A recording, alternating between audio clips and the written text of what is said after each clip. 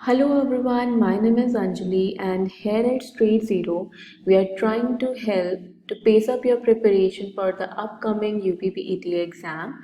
And as you can see, this is the current affairs series on like month-wise current affairs. I suggest you to go and see those videos as well. So it will definitely help you to like quick and efficient revision of your current affairs section. Okay, so let's just start with the first question. An MAU was signed to develop a Skill India International Center at Varanasi, Uttar Pradesh. The MOU is signed between which of the following pairs? MOU का मतलब होता है memorandum, मतलब इसका full form है it is memorandum of understanding. एक तरह से एक अग्रीमेंट साइन करना हमारे पास between two parties to work together कि आगे चल के वो एक साथ काम करेंगे, उस चीज़ के लिए मेमोरेंडम ऑफ अंडरस्टैंडिंग साइन किया जाता है। तो उत्तर प्रदेश में स्किल इंडिया इंटरनेशनल सेंटर बनाना, वाराणसी में पर्टिकुलरली कौन सी दो ऑर्गेनाइजेशंस ने इसके लिए टाई अप किया है? Answer to the question is C, DP world of UAE and national skill development corporation. जो DP वर्ल्ड है ये UAE बेस्ड दुबई पोर्ट्स है, मतलब इसका फुल फॉर्म है दुबई पोर्ट्स। ठीक है, तो इन दो ऑर्गेनाइजेशंस के बीच में इंडिया से नेशनल स्किल डेवलपमेंट कॉरपोरेशन और दुबई पोर्ट्स UAE के साथ ये मेमोरेंडम ऑफ अंडरस्टैंडिंग साइन किया गया है। कहाँ पे बनेगा ये जो स्किल इंडिया इंटरनेशनल सेंटर है? It will be in Varanasi, Uttar Pradesh. ठीक है, अब मतलब what is going to be the purpose of the skill India international centre? एक और चीज़ आप लोग को यहाँ पे ध्यान में रखना है that it is a PPP partnership, public private partnership है ये जो ये डेवलप किया जाएगा। मतलब इसको obviously this is a public organisation और जो DP UAE बेस्ड है it is a private venture. तो पब्लिक प्राइवेट पार्टनरशिप के अंडर ये प्रोजेक्ट बनाया जाएगा जिसके अंडर जो इंडियन है, इंडिया का स्किल है, उसको इस तरीके से डेवलप किया जाएगा कि वो इंटरनेशनल मार्केट के जो एम्प्लॉयमेंट रजीम्स हैं, रिक्वायरमेंट्स हैं, उसको कंप्लीट करेगी। मतलब ऐसा कह लो कि बाहर काम करने के लिए इंडिया के स्किल को इम्प्रूव किया जाएगा according to the international employs, specifically port operations, logistics and allied areas में। ठीक है, I hope this is understood कि किस लिए हमारे पास ये बनाया जाएगा। तो यहाँ पे जैसे हम लोग यहाँ पे डायग्राम में UAE का लोकेशन भी देख सकते हैं, इट इज़ है, ये अरेबियन नेशन है, इंडिया के नेबर में पड़ जाता है। थोड़ा सा ऐसा कह लो कि मैरीटाइम यानी पानी का डिफरेंस है, otherwise near by Asian nation. This is UAE and this is the logo of NSDC। ठीक है, ये वाराणसी है, वाराणसी का अगर मतलब these are a few districts और फ्यू। सेकेंड क्वेश्चन कह रहा है what is the rank of Uttar Pradesh in the 4th state food safety index of the food safety and standard authority of India. Second question is talking about what is the rank of Uttar Pradesh in the 4th state food safety index of the food safety standard authority of India। फसाई का जो report था 4 state food safety index के ऊपर, उस पर उत्तर प्रदेश का ranking state wise क्या रहा है? तो answer to the question is 8th। D is the answer, 8th ranking रहा है। अगर हम लोग स्कोर देखना चाहते हैं तो Uttar Pradesh being at the 8th rank with Odisha, मतलब ओडिशा और उत्तर प्रदेश दोनों का ही 8th रैंक है। जैसे वेस्ट बंगाल और मध्य प्रदेश दोनों का 5th रैंक है, ऐसे Odisha and Uttar Pradesh eight the 8th rank with same score that is 54.5, 54.5। Top पे जो स्टेट्स हैं जिसमें तमिलनाडु, गुजरात और महाराष्ट्र हैं, इनका स्कोर है 82, 77.5 एंड 70। ठीक है, इसको लॉन्च किया गया है on the occasion of world food safety day जो कि 7th of June 2022 को सेलिब्रेट किया जाता है। Days and dates is quite an important topic as per every exam. तो हमारे पास इस टॉपिक में से क्वेश्चंस पूछे जाते हैं, तो आपको डे किस चीज़ का डे है, कौन सी डेट को है और उसका थीम क्या है उस साल का। जैसे इस बार वर्ल्ड फूड सेफ्टी डे का theme was safer food better health, this was the theme. Uttar Pradesh का रैंक 8th है। फसाई क्या करता है, इनको इंट्रोड्यूस करता है, मतलब ये लॉन्च करता है हमारे पास ये food safety index. I hope this is clear. Every English question is having its Hindi translation given. जैसे भी आपको comfortable लगता है आप pause करो और go through करो, ठीक है? Third question, which is the first temple area of the state to be made carbon free? कौन सा टेम्पल एरिया है हमारे पास जिसको कार्बन फ्री अनाउंस किया गया है और उसको बना दिया जाएगा कार्बन फ्री? तो आंसर इस क्वेश्चन का है काशी विश्वनाथ धाम। कार्बन फ्री का मतलब क्या हो रहा है कि हम लोग उसके कार्बन एमिशंस न्यूट्रलाइज कर देंगे। मतलब कार्बन फ्री को हम लोग कार्बन न्यूट्रल के तरीके से भी समझ सकते हैं कि कार्बन फ्री, और एक और तरीका कार्बन फ्री और न्यूट्रल समझने का कि हम लोग जो भी यूज़ करेंगे, जो भी मोड्स यूज़ करेंगे, जैसे व्हीकल यूज़ कर रहे हैं हम लोग प्लास्टिक की जगह या रिन्यूएबल रिसोर्सेज की जगह हम लोग रिन्यूएबल रिसोर्सेज यूज़ कर रहे हैं नॉन रिन्यूएबल रिसोर्सेज की जगह, जिससे पोल्यूशन नहीं होगा, लाइफ ज़्यादा होएगी। तो ऐसी चीज़ें जिससे कार्बन एमिशंस नहीं होंगे। It can be anything. It can be your vehicular pollution. It can be the use of plastics. It can be the use of renewable resource, non-renewable resources like coal and all. तो ये सब मेरे पास अगर हम लोग negate कर देते हैं तो ये achieve a carbon free form. तो काशी विश्वनाथ धाम में यही मैंने पिक्चर पे बताने का कोशिश किया है, क्या क्या चीज़ें हैं, how renewables and building updates work together in the clean energy area. Clean energy area means you will have a carbon free base. तो यहाँ पे डायग्राम में you can see they are shown some things जिससे हमें ये पता लगेगा कि कैसे कैसे you can achieve a carbon free state, at least in the form of energy base. तो clean electricity generation जिसमें you can use the solar energy, the wind energy, electric heat pumps, water heaters and stoves, air sealing and insulation, flexible electricity usage that can achieve a carbon free form. At least energy form में हम लोग कोल वगैरह use करके pollution नहीं फैला रहे, carbon emissions नहीं कर रहे। और ये कहाँ पे होने वाला है? First such temple it will be in Varanasi, that is Kashi Vishwanath Dham, right? Carbon free area, this is Kashi Vishwanath, a pilgrimage place. Fourth question, the Uttar Pradesh government had decided to set up 150 high-tech nurseries based on which of the following technologies? तो जो 150 hi tech nurseries का बात किया जा रहा है वो कौन सी टेक्नोलॉजी से, मतलब कहाँ से लिया जा रहा है, कौन सी कंट्री की टेक्नोलॉजी हम लोग यूज़ करने वाले हैं? तो it will be Israeli technology. Hi-tech nurseries का मतलब क्या होता है? हाईटेक नर्सरीज़ का मतलब ये होता है कि जो फिजियोलॉजिकल और फिजिकल एक्टिविटीज़ हैं, logical and physical activities physical activities कैसे वो ग्रो करेंगे और कैसे वो ग्रो होकर बन जाएंगे, उन चीज़ों में हमारे पास टेक्नोलॉजी यूज़ करना, उसको और ज़्यादा एफिशिएंट बनाना।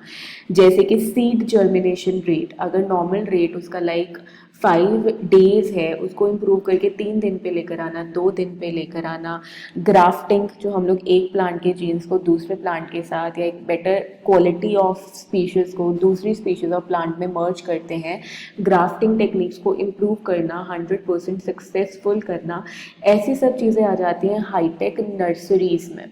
तो इजरायली टेक्नोलॉजी के अंडर हम लोग इसको इम्प्लीमेंट करने वाले हैं, और under the scheme of Mahatma Gandhi national rural employment guarantee act. MNREGA का बात करते हैं हम लोग, जिसमें पहले जिसको नरेगा बोला जाता था, महात्मा गांधी ऐड करने के बाद it is MNREGA, and it is 2005 का एक्ट जब मनरेगा को लॉन्च किया गया था।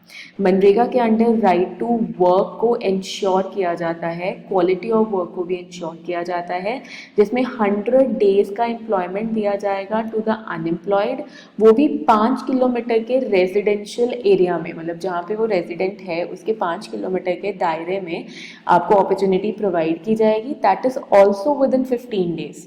अगर 15 दिनों में आपको वो अपॉर्चुनिटी प्रोवाइड नहीं की जाती है तो you are you are liable to get this unemployment, जो हमारे पास भत्ता दिया जाता है, अलाउंस दिया जाता है, बेरोजगारी भत्ता, unemployment allowance, you will get it. Right और इजरायली टेक्नोलॉजी की बात करें तो हम लोग को इसराइल का लोकेशन भी देखना बनता ही है ऑन द मैप, क्योंकि Israel Palestine issue, this is Palestine जो इसराइल से अलग होकर बनने वाला है, और इनके बीच में गाज़ा स्ट्रिप पड़ जाती है, द पार्टीशन पॉइंट, जिसको दोनों क्लेम कर रहे हैं। और ये क्वेश्चंस भी बन सकते हैं द नेबरिंग कंट्रीज़, आसपास के जो कंट्रीज़ हैं मेरे पास, या डेड सी के साथ, यहाँ पे एक वाटर बॉडी है डेड सी नाम की, इसके साथ कौन कौन सी कंट्रीज़ हैं जो बाउंड्री लाइन शेयर करती हैं। तो it is Jordan, it is Israel, it is Palestine, ये वाली कंट्रीज़ हैं जो इसके साथ कोस्ट लाइन शेयर करती हैं। ठीक है, ये Lebanon is the neighbouring country of Israel. I hope this is clear. Again the Hindi conversion is here, यहाँ पे स्कीम को और अच्छे से मैंने हाईलाइट कर दिया है जो स्कीम के बारे में बात किया जा रहा है। इसमें 150 हाईटेक नर्सरीज, ये बात हो गई है। 15 लाख पौधे लगाए जाएंगे, हर नर्सरी में 15 लाख पौधे लगाए जाएंगे, और 2 हाईटेक नर्सरी हर जिले में रहेगी। इन 15 को कैसे डिवाइड किया गया है कि हर जिले में 2 हमारे पास हाईटेक नर्सरीज लगा दी जाएंगी। ठीक है, I hope this is clear. Moving to the next, where was the Chambal jackfruit festival organised. कटहल जैक, मतलब जैक फ्रूट इज कटहल, तो चंबल जैक फ्रूट फेस्टिवल हमारे पास कहाँ ऑर्गेनाइज किया गया है? It was organised in Panchnad, Panchnad region of UP में चंबल जैक फ्रूट फेस्टिवल हमारे पास सेलिब्रेट किया गया। ठीक है, पंचनाद का लोकेशन, ये कटहल है आपके पास, बड़ा स्वीट सा है ना, वेजिटेबल की तरह हम लोग यूज़ करते हैं इसको, नंबर ऑफ फॉर्म्स में यूज़ किया जाता है, लाइक पिकल्स बनाने में, वेजिटेबल में, तो this is the usage of jackfruit. तो Chambal region, Panchnad region, what is Panchnad region? जहाँ पे 5 रिवर्स का कॉन्फ्लुएंस होता है। कौन कौन सी 5 रिवर्स मिल रही है मेरे पास पंचनाद रिवर में? It is mentioned in this picture only, Chambal, कुंवारी, सिंध, पहुज एंड यमुना। अल्टीमेटली ये चारों रिवर्स मेरे पास क्या बन जाती हैं? यमुना की ट्रिब्यूटरीज बन जाती हैं। These are the tributaries of, मतलब ऐसे कह लो Chambal is majorly the tributary of river Yamuna, और this region is the Panchnad river, जहाँ पे ये रिवर्स ऐसे कह लो कि इकट्ठी हो जाती हैं एक जगह पे आके। ठीक है, यहाँ पे इसको सेलिब्रेट किया गया हमारे पास the jackfruit festival. Chambal हमारे पास एक ऐसा रीजन है जो किसी टाइम पे डकैतों के लिए, है ना, डाकुओं के लिए फेमस था। Question number 6 is, Uttar Pradesh Minister of State for Social Welfare informed about the e-rupee scholarship in the state.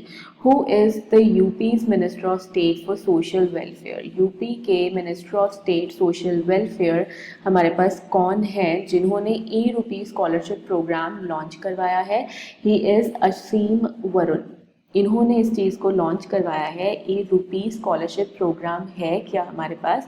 मतलब इसमें अगर आपको मैं सिंपल लैंग्वेज में समझाऊं कि जो भी आपको स्कॉलरशिप्स मिलेंगे, मिलेंगे कि नहीं मिलेंगे, और वो जो पैसा ट्रांसफ़र होगा वो सिर्फ हमारे पास यूज़ किया जाएगा फॉर योर कॉलेज और स्कूल फ़ी, तो सब कुछ इस पोर्टल के थ्रू होगा। This portal will ensure this thing कि हमारे पास वो पैसा आएगा भी, और उस स्कीम के अंडर एक्चुअल बेनिफिशियरी के पास आएगा। There will be no corruption base in the form of intermediaries. तो ये पूरा स्कीम है मेरे पास e-rupee पोर्टल का। तो वही हमारे पास लॉन्च किसने किया है? असीम वरुण ने किया है, सोशल वेलफेयर के under. Is a kind of e-bank draft और वाउचर जो एनेबल करेगा जनरल कैटेगरी स्टूडेंट्स को टू नो फर्स्ट, पहले पता लग जाएगा कि उनको स्कॉलरशिप मिलेगा कि नहीं। ठीक है, it will not be able to withdraw the money, वही ट्रांसफ़र होएंगे मेरे पास account to the school's account और द कॉलेज फी अकाउंट वाला सिनेरियो, और इसमें करप्शन बेस ख़त्म कर दिया जाएगा। जो इंटरमीडियरीज का बेस है वो ख़त्म कर दिया जाएगा, and you will get the digital payment. और जो भी हमारे पास स्पॉन्सर्स बनना चाहते हैं to ensure like they want to be to sponsor someone's education, if someone wants to ensure someone's education, तो वो भी सारा इस पोर्टल के थ्रू कैरी फॉरवर्ड किया जा सकता है, ताकि जो मनी आ रहा है for the usages of like education तो वहीं पे यूज़ किया जाए। Again the Hindi explanation is here, और इसमें यूपीआई के थ्रू भी हम लोग लाइक डिजिटल ट्रांजेक्शन्स, इंडिया का अपना based UPI platform, right. Moving forward, 7th question, Where has the Canadian company been entrusted with the responsibility of collecting and repairing tolls? हमारे पास tolls repair करने के लिए कैनेडियन कंपनी ने initiation लिया है, joint venture initiate करने का, कौन से एरिया में? तो basically it is with eastern peripheral express way. यहाँ पे इस ईस्टर्न पेरिफेरल एक्सप्रेस वे पे किया जाएगा हमारे पास repairing the toll, collecting and repairing the toll, वो भी फॉर 20 ईयर्स। तो ये क्या करेंगे, रिपेयर करेंगे, पैसा खर्च करेंगे, और इस पैसे को कैसे, रिपेयरिंग टोल का मतलब कि they will invest the money for the repair of the toll, और उसको कैसे वापस लेंगे पैसे को, in the form of collecting the tolls. तो यहाँ पे मैंने आपको कुछ मेजर हाईवेज बताने का कोशिश किया है, जिसमें दो तो majorly you need to remember. कौन कौन से? एक तो longest national highway of India, that is NH44। This is NH44 that is connecting Srinagar to Kanyakumari. And east to west peripheral में मेरे पास आ जाता है सिलचर टू पोरबंदर वाला national highway, that is 27 national highway. ठीक है, उत्तर प्रदेश में से मेजरली यही वाला हाईवे मेरे पास क्या कर रहा है, पास हो रहा है, तभी ये क्या है, ईस्टर्न पेरिफेरल एक्सप्रेस वे है। बाकी कन्वीनियंस, जैसे इजी लगता है, पढ़ना चाहते हो वैसे you can go through it. National highway authority of India is in the partnership, मतलब उन्हीं के हाईवेज हैं, वही हमारे पास इनका देख रेख करते हैं। 1988 में it was founded and it is headquartered in new Delhi. Express way है, इसका छोटा सा outline for you people. 135 kilometres लंबा है ये, और इट इज़ कनेक्टिंग कुंडली, बागपत, गाजियाबाद, नोएडा, फरीदाबाद, पलवल वाला रीजन अराउंड दिल्ली, उत्तर प्रदेश में। Question number 8 is, under which scheme the Uttar Pradesh government will provide 5 lakh rupees to the family in case of death while cultivating a beneficiary? Uttar Pradesh सरकार किस योजना के तहत लाभार्थी की खेती करते समय मृत्यु होने पर परिवार को 5 लाख रुपए प्रदान करेगी? यानी on the farm if a farmer dies, तो उसके अंडर पैसे दिए जाएंगे। कौन सी स्कीम के अंडर इसको इंट्रोड्यूस किया गया है? तो answer is farmer accident welfare scheme के अंडर इसको इंट्रोड्यूस किया गया है। तो क्या रहेगा इसके अंडर? 5 लाख रुपए दिए जाएंगे मेरे पास फैमिली को, ठीक है, जो बेनिफिशियरी होएगा, मतलब after the death of the farmer. And the scope of beneficiaries, कौन कौन, मतलब कौन कौन बेनिफिशरी हो सकता है, has been expanded to include the earning family members of a registered farmer. ठीक है, तो ऐसे करके ये स्कीम काम करेगी। हम लोग various sectors of Indian economy के बारे में एक बेसिक सा अंडरस्टैंडिंग ले लेते हैं। We are having 3 sectors, primary, secondary and tertiary sectors. ठीक है, तो ये 3 सेक्टर्स हैं जो हमारे पास एग्जिस्टिंग हैं। प्राइमरी के under agriculture, dairy, fishing, forestry. Secondary sector के under manufacturing industries, and tertiary sector के अंडर सर्विस सेक्टर आ जाता है हमारे पास। क्लियर है? यही चीज़ का हिंदी कन्वर्जन हमारे पास स्कीम का टोटल एलोकेशन अप्रॉक्सीमेटली 500 करोड़ की स्वीकृति दी गई है, 500 to 650 करोड़ तक का, जिसमें 100 करोड़ का पहला एलोकेशन जारी कर दिया गया है, पहला एलोकेशन दे दिया गया है, पहली धनराशि। ठीक है, he is Yogi Adityanath, the CM of Uttar Pradesh. The Uttar Pradesh government presented the 2022 budget of how many crore rupees? तो जो हमारे पास एनुअल फाइनेंशियल स्टेटमेंट है ऑफ उत्तर प्रदेश, उसमें इन्होंने कितने एलोकेशन का बात किया है? तो it is 4.79 lakh crore. C is the answer to it. तो योगी आदित्यनाथ जो CM हैं, इन्होंने वित्त मंत्री, फाइनेंस मिनिस्टर के साथ मिलकर इतने करोड़ का बजट सेंक्शन किया है, दैट इज़ 4.79 लाख करोड़, जो कि 12% ज़्यादा है फ्रॉम द बजट ऑफ 2019। इसमें काफ़ी मेजर एलोकेशंस का बात किया गया, जैसे रिटर्न में है the budget for metro, Gorakhpur की हमारे पास गोरखपुर वाराणसी झांसी को कनेक्ट करते हुए मेट्रो ट्रेन बनाया जाएगा, मेट्रो इंट्रोड्यूस किया जाएगा। 200 करोड़ प्रपोज किए गए हैं एयरपोर्ट बनाने के लिए अयोध्या द राम जन्मभूमि जिसे हम लोग बोलते हैं वहाँ पे। बाकी एलोकेशन में मेजर मैंने आपके लिए बताने का कोशिश किया है, यहाँ पे एक बार ज़रूर गो थ्रू करना, बजट के हाईलाइट्स हैं ये। ठीक है, construction of road and bridges के लिए अप्रॉक्सीमेटली 18,000 करोड़, 695 करोड़, 700 करोड़ अप्रॉक्सीमेटली हमारे पास for the acquisition of land for 594 kilometre 6 lane Ganga expressway. Ganga expressway के लिए अप्रॉक्सीमेटली 700 करोड़ का एलोकेशन किया गया है, जिसके अंडर ये लोग लैंड एक्वायर करेंगे, लोगों से लैंड लेंगे ताकि उस पर इस एक्सप्रेस वे को डेवलप कर सकें।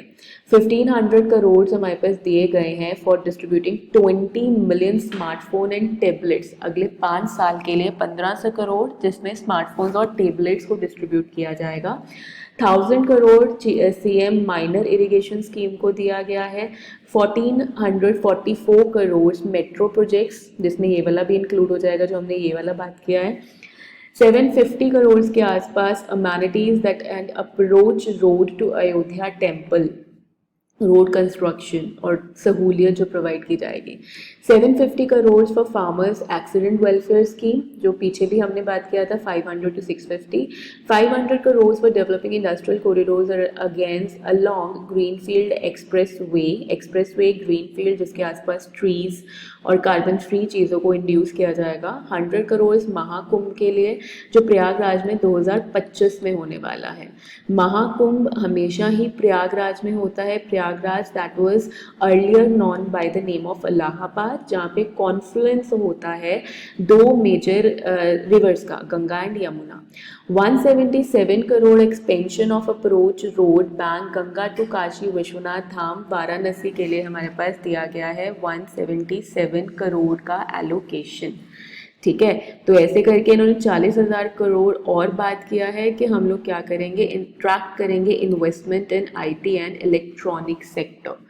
कुछ ये हो गया, कुछ इन्फॉर्मेशन यहाँ पे भी गिवन है मेजर, जैसे कि वृद्धावस्था पेंशन बढ़ाकर 1,000 रुपये कर दी जाएगी। निराश्रित, जिन महिलाओं के पास रहने की जगह नहीं है, उनके लिए 500 रुपये का हमारे पास pension scheme.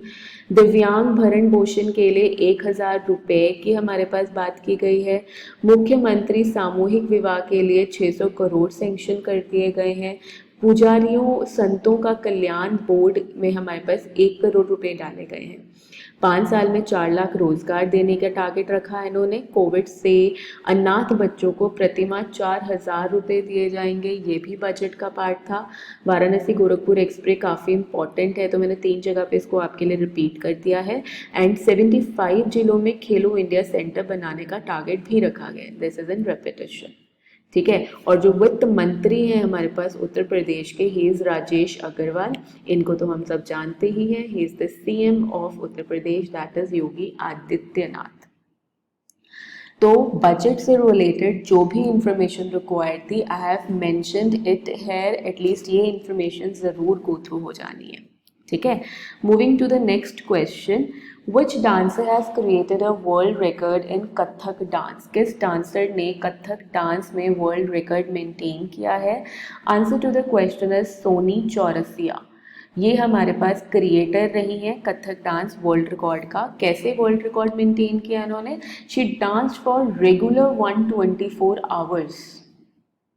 She is a Kathak dancer and skater from Varanasi, UP के वाराणसी सिटी से हमारे पास क्या करती है, बिलोंग करती है। और 124 आवर्स लगातार इन्होंने डांस किया, कथक परफॉर्म किया। राइट, कथक के अलावा मतलब it is a classical dance form of Uttar Pradesh में कथक, रास लीला, ऐसे कुछ फेमस फोक डांसेस हैं। ये डायग्राम, ये पिक्चर में मैंने कोशिश किया है कि वेरियस स्टेट्स के वेरियस डांस फॉर्म्स को एक बार हाईलाइट कर दूँ आप लोगों के लिए, तो पॉज करके गो थ्रू होना, रिविजन हो जाएगा and it will be a quick revision again. एक और पॉइंट यहाँ पे ध्यान रख सकते हैं, 3 डिस्टिंक्ट फॉर्म्स हैं मेरे पास कथक के घरानास के अकॉर्डिंग डिवाइड हुए। तो it is named as Jaipur, Banaras, Lucknow form of Kathak dance. Again the Hindi explanation is here, pause it, go through it. Question number 11 is talking about the education township is built on which idea? तो जो education township है वो मेरे पास बनाई गई है on single entry multiple exit idea के ऊपर। सिंगल एंट्री मल्टीपल एग्जिट का मतलब कि एक बार आप एंटर होगे तो you will be skilled with multiple skills, मतलब सिर्फ एजुकेशन बेस नहीं, वोकेशनल ट्रेनिंग भी, स्किल डेवलपमेंट भी आप में मिलेगा, मतलब आपको उस एरिया में मिलेगा। ठीक है, तो this is education township that will have everything related to your overall development. ताकि आपका एम्प्लॉयमेंट, मतलब basically this is to increase the employment rate, to increase the skill और इंड्यूस द स्किल. ठीक है, so this is for that reason. तो the focus of township will be on high end education. इसमें primary and secondary schools, Atal residential schools, एक ही जगह पे सब कुछ डालने का कोशिश किया जाएगा. तो there is a newspaper cutting related to it. तो इसमें highlights you can see through कि अमेरिका की तरह, जैसे अमेरिका में है मेरे पास एजुकेशन टाउनशिप, वैसे ही हम लोग उत्तर प्रदेश में बनाने का बात कर रहे हैं. ठीक है, और चीज़ें कैसे हैं, प्रतियोगिता परीक्षा की तैयारी. इसमें हमारे पास जो विदेशी छात्र हैं उनके लिए 25% अतिरिक्त सीटें रखी जाएंगी, 25% मोर सीट्स, और उनको एंट्रेंस एग्ज़ाम देने का भी ज़रूरत नहीं पड़ेगा. दुनिया भर के प्रतिष्ठित विश्वविद्यालय खोल सकेंगे यहाँ पे कैंपस, इस एरिया में आकर टाउनशिप में. वर्ल्ड लेवल पे हमारे पास क्या हो सकते हैं, institutes, educational institutes can be opened. I hope this is clear. 12th question, a natural history museum will be set up in which city of Uttar Pradesh by March 2023. एक natural history museum बनाया जाएगा मेरे पास किस city of उत्तर प्रदेश में 2023 तक. तो answer is Lucknow में बनवाया जाएगा मेरे पास ये नेचुरल हिस्ट्री म्यूजियम, जिसमें जो फॉसिल्स हैं, जो पुराने, बहुत पुराने फॉसिल्स हैं related to dinosaurs, extinct animals, उन सब को क्या किया जाएगा, यहाँ पे डिस्प्ले पे लगाया जाएगा. ठीक है, it will be operational from March 23. ये इन्फॉर्मेशन इसी से रिलेटेड है, अ न्यूज़ पेपर क्लिपिंग. तो इन्होंने फोकस किया है 6000 स्पीशीज़ का, जिनको यहाँ पे कलेक्ट कर दिया जाएगा. और कितने पुराने, वो past 200 years different places of across the world उनको कलेक्ट किया गया है. All kinds of birds and animals जो एक्सटिंक्ट हो चुके हैं. You will also find the fossils of dinosaurs there, their eggs, everything will be displayed there, है ना. इसमें एलोकेशन उन्होंने 22 लाख का एलोकेशन दिया इस पर्टिकुलर म्यूजियम को. यहाँ पे ऑडियो विजुअल स्क्रीन्स भी लगाए जाएंगे. You will get the skin, the egg, fossils and skeletons of animals and birds. ठीक है, तो ये इसका पर्पस है, ताकि जो चीज़ें अलग अलग जगह, अलग अलग म्यूजियम्स में पड़ी हैं हमारे पास, पुरातन चीज़ें, वो सब कलेक्ट होकर एक लोकेशन पे आ जाएंगी. Location is Lucknow. और मैप पे मार्क करना चाहें तो यूपी के मैप पे लखनऊ इज है, दिस इज अ लोकेशन. और इंडिया के मैप पे यूपी का लोकेशन यहाँ पे दिख रहा है. ठीक. In which city India's first Indian Institute of Heritage will be built? India का पहला हेरिटेज इंस्टीट्यूट कहाँ पे बनाया जाएगा? आंसर है इसका नोएडा में. B is the answer to it, in Noida. Union government has decided to set up the Indian Institute of Heritage Noida, Gautam Buddh नगर में इसको हमारे पास कंस्ट्रक्ट किया जाएगा, सेटअप किया जाएगा. Government to set up world class Indian institute of heritage at Noida. क्या है इसमें? रिट टेंजिबल हेरिटेज, जो हम लोग छू के नहीं, मतलब बेसिकली जो जितना भी हेरिटेज है, टेंजिबल और इनटेंजिबल का डिफरेंस क्या होता है कि tangible can be touched, intangible को आप हाथ नहीं लगा सकते. ठीक है, तो university offers research and development. Knowledge का हमारे पास सेग्रीगेशन हो जाएगा, मतलब एक ही जगह पे सब हमारे पास जो भी हेरिटेज है इंडिया का, उसका एक व्यू, एक जगह पे उसका प्रोटोटाइप व्यू आपको नज़र आ जाएगा. It is also providing the courses of history of arts. जो इंस्टीट्यूट रहेगा Indian institute of heritage, it will give you conservation, museology, archival studies, archaeology, preventive conservation, epigraphy and numismatics, manuscriptology etcetera. और यहाँ पे conservation training facilities भी रहेंगी कि कैसे हम लोग हेरिटेज को, पुरानी चीज़ों को कंजर्व कर सकते हैं, उसके ऊपर भी एक प्रॉपर ट्रेनिंग रहेगा. It will be open in Gautam Buddh Nagar, Noida का Gautam Buddh Nagar. Again you can find it on the map कि हम लोग कैसे यहाँ पे पहुँच सकते हैं, नियर बाई लोकेशंस क्या हैं. तो दिस इज गौतम बुद्ध नगर. ठीक है, नोएडा दिल्ली एनसीआर का part, Gautam Buddh Nagar on the map of UP. Lucknow भी हमने पीछे देखा था, सेंटर ऑफ यूपी में आ जाता है. ठीक है. 14th question is, which portal has been created by the Uttar Pradesh government to provide online details of their movable and immovable assets? Movable, immovable, चल अचल संपत्ति. मूवेबल जैसे हम लोग कहते हैं कि ज्वेलरी है, मनी है, इमूवेबल लाइक लैंड है, घर है, प्रॉपर्टी है, उस चीज़ को लेकर। तो आंसर है इसका स्पैरो अप। ये स्कीम बनाई गई है, स्पैरो अप नाम की स्कीम बनाई गई है, जिसमें ऑफिसर्स जो रहेंगे ऑफ उत्तर प्रदेश, उनकी सारी संपत्ति की जानकारी एक ऑनलाइन पोर्टल पे डाल दी जाएगी। ठीक है, sparrow up is an abbreviation जिसका फुल फॉर्म है ये smart performance appraisal report recording online window. इसमें अप्रेजल रिकॉर्ड्स कहाँ पे उनका बदली हुआ है, क्या परफॉर्मेंस रहा है, और अप्रेजल करने का, प्रमोशंस करने का एक ऑनलाइन पोर्टल बन जाएगा जिसका जो एक्सेस है वो सबको दिया जाएगा। लॉगिन आईडी पासवर्ड ऑफिशियल्स के पास रहेगी जिनके बारे में इंफॉर्मेशन है, बट इंफॉर्मेशन एक्सेस हमारे पास सारे कर सकते हैं जो भी इन्वॉल्व रहेंगे उन चीज़ों को, मतलब उन चीज़ों को हैंडल करने में। ठीक है, SPARROW extended from just the IAS cadre to 13 cadres.